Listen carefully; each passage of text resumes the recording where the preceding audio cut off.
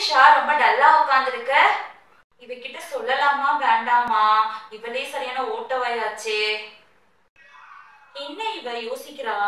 நம்ம கிட்ட ஒரு வேலை சொல்லாம போயிடுவாளோ? சரி, எப்படியாவது விஷயத்த வாங்குவோம். என்னப்பா என்கிட்ட சொல்றதுக்கு இவ்ளோ யோசிக்கிற? நான் உன் ஃப்ரெண்டு தானே, என்ன நம்பி நீ சொல்ல மாட்டியா? அது ஒண்ணும் இல்லப்பா, எனக்கும் என் கணவருக்கும் சின்ன மனஸ்தாபம், அதான் மனசுக்கு ரொம்ப கஷ்டமா இருக்குது. அல்லாவே, அப்படியாப்பா? சரி, கேட்கவே ரொம்ப மனசு கஷ்டமா இருக்கு. கவலைப்படாத, எல்லாம் சரியாயிடும். சரிப்பா, நீ ஏதோ கேட்டேன்ட்டு என் மனசுல இருக்க கவலையை நானும் சொல்லிட்டேன். இதை யார்கிட்டயும் சொல்லிடாத. சேச்சா, என்ன போய் சந்தேகப்படுறியே? நான் அப்படிப்பட்டவளா? நீ தலையை அறுத்தாலும் நீ சொல்லாதன்னு சொன்ன எந்த விஷயத்தையும் ஒருத்தவங்க கிட்ட கூட சொல்ல மாட்டேன். என்னை நீ ரொம்பவே நம்பலாம். சரி, நான் கிளம்புறேன்.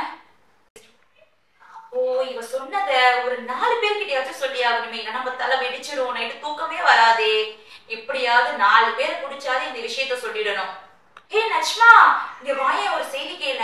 உனக்கு தெரியுமா, நிஷாவுக்கும் அவ புருஷனுக்கும் பெரிய சண்டையா.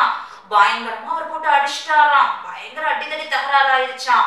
ஹே நஜ்ரா நஜ்ரா, ஒரு நிமிஷம் இல்ல. உனக்கு விஷயம் தெரியுமா?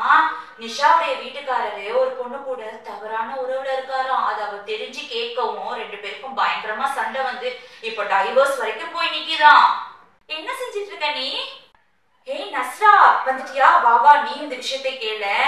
நிஷாவுக்கும் அவ புருஷனுக்கும் பயங்கர சண்டை ஆயிடுச்சான். அப்படியா? அவ உங்ககிட்ட சொன்னாலாக்கும். சரி, வேற என்ன சொன்னா? ஆமாப்பா, அவதான் அவ வாயாலேயே என்கிட்ட சொன்னா. யார்கிட்டையும் சொல்லிட வேணாம்னு சொன்னா. நம்ம பழப்பன வாய் தான் கிடக்காதே, 4 பேர்கிட்ட சொல்லணும், எனக்கு தூக்கம் வராதே.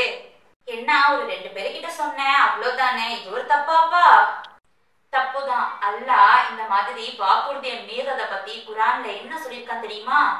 எவர்கள் தன்னுடைய அமானிதத்தையும் தன்னுடைய வாக்குறுதியையும் கடைபிடிக்கிறார்களோ அவர்கள் நாளை மறுமையில் ஸ்வர்க்கத்தில் கண்ணியப்படுத்தப்படுபவர்களாக இருப்பார்கள்னு சொல்லியிருக்கான். மேலும் இன்னொரு வசனத்துல என்ன சொல்லியிருக்கான் தெரியுமா? எவர் தன்னுடைய அமானிதத்தையும் வாக்குறுதியையும் நிறைவேற்றுவார்களோ அவர்கள் ஃபிர்தௌஸ் என்னும் சொர்க்கத்தினுடைய சொந்தக்காரர்கள், அவர்கள் அங்கு நிரந்தரமாக இருப்பார்கள்னு சொல்லியிருக்கான். அடுத்து இன்னொரு இடத்துல அல்லாஹ் சொல்லியிருக்கான், நாளை மறுமையில் நிச்சயம் வாக்குறுதியை பற்றி உங்களிடம் கேள்வி கேட்கப்படும், அதனால் வாக்குறுதியை நிறைவேற்றுங்கள்னு சொல்லியிருக்கான். பத்தியா, வாக்குறுதியை நிறைவேற்றத்திற்கு அல்லாஹ் குர்ஆன்ல எந்த அளவுக்கு எச்சரிக்கை செஞ்சிருக்கான்னு.